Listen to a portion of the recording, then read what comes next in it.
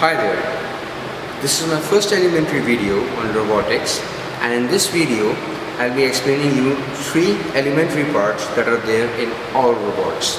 One is the power supply, the second is the connecting system, and the third is the loop. Starting off with the first part, the power supply. Over here you can see is a heavy duty battery which is also rechargeable. These batteries have got massive current drain, so they can drive heavy loads, for example a powerful motor or some other heavy duty motor, for example a servo motor or a stepper motor. And over here you see these are commonly available AAA cells. They are rated at 1.5 volts and they usually have low current drain, usually used to drive lighting system, for example LEDs or microcontrollers or maybe sensors. So there are a few important things that you need to know about these parts. One is, whenever you're using a heavy duty battery, never short the terminals. And the second part, you should always know that red over here or a plus indicates the positive terminal and the black indicates the negative terminal. Okay. In case of a pencil cell, you need to know that, or a AAA cell, that's a pencil cell, you need to know that the longer or the raised terminal is for positive, which is usually indicated on the cell over here, and the flat terminal is the negative terminal. This is applicable for this particular cell also, the small one. These are usually rated at 1.5 volts and heavy batteries are usually 9 volts, 12 volts or beyond. There are other batteries also available, for example a 9 volt cell. We will be talking about them in detail in a video that are only for the batteries. Okay. Coming to the connectivity part. Over here we have three things to demonstrate. One is a male-to-male wire, which is color-coded. The second is a normal wire, which is non-color coded. And the third is a breadboard. Okay. A breadboard is the most important part of using all kind of robots, because it's very easy to prototype a circuit on this. Let me explain you why. If I have these two wires to connect, if I never had this breadboard, I would be just holding them and twisting them or doing anything called soldering, something like that. But with the help of a breadboard, I can easily connect them. Now to explain this thing, let me tell you a bit more about this breadboard. These terminals over here in a row are shorted. Over here, you can see. All these terminals are shorted in a row.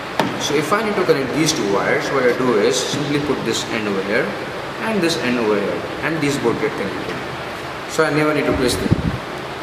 And for this particular case, this is just the opposite. These terminals in a row are shorted or connected. You can see at the back. Over here it's not much visible, but these are interconnected. So if I need to connect these two wires over here, what I do is put this wire here and put this wire here. Okay. This also means that there is no point connecting in this manner in the same row, because they are already connected to the back. And similarly over here, there is no point connecting these two terminals or any one hole in this row to another hole in this row. Okay, let me put this back.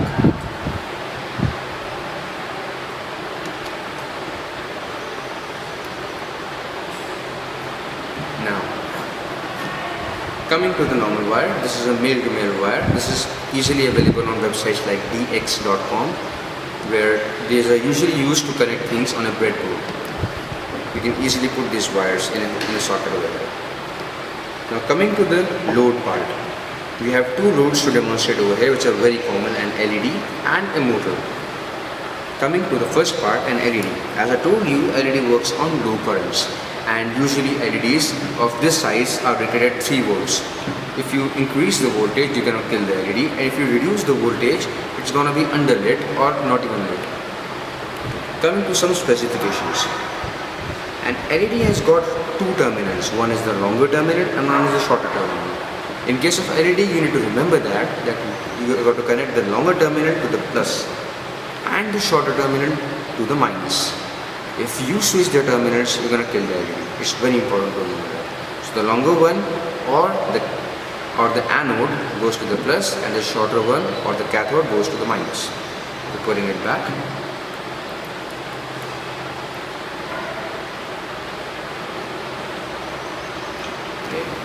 Over here what I have is a motor.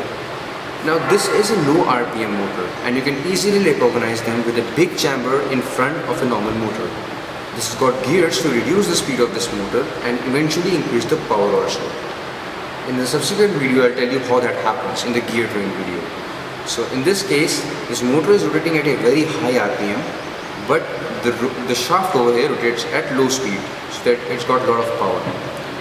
Now this is a heavy duty appliance, so we need to plug it to a heavy duty motor. Now I'm going to demonstrate you these two parts by switching them on. Okay. Now firstly, before I switch on this LED, I'm going to tell you what this is over here. I'll be explaining in detail in the subsequent videos, but for now, let me explain in short. This over here is a voltage regulator. Now as you know, this works at 3 volts and this is at 12 volts, we cannot directly connect them. Otherwise I'm going to kill this. So what I put is a voltage regulator that steps down this voltage to 3 volts. Now these are 3 terminal devices, as you can see. It's got 3 terminals, one at the leftmost, one at the rightmost. The leftmost is the positive terminal input, and the rightmost is the positive terminal output.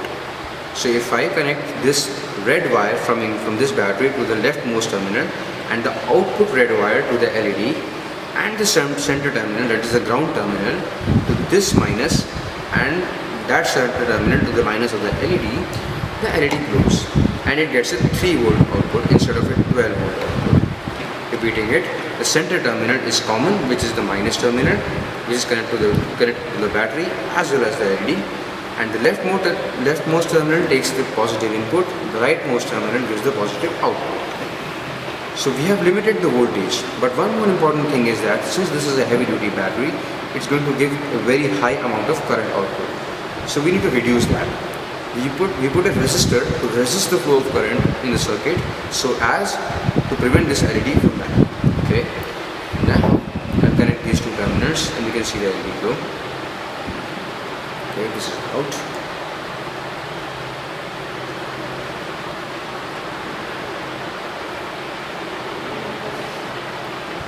As you can see, the LED glows perfectly.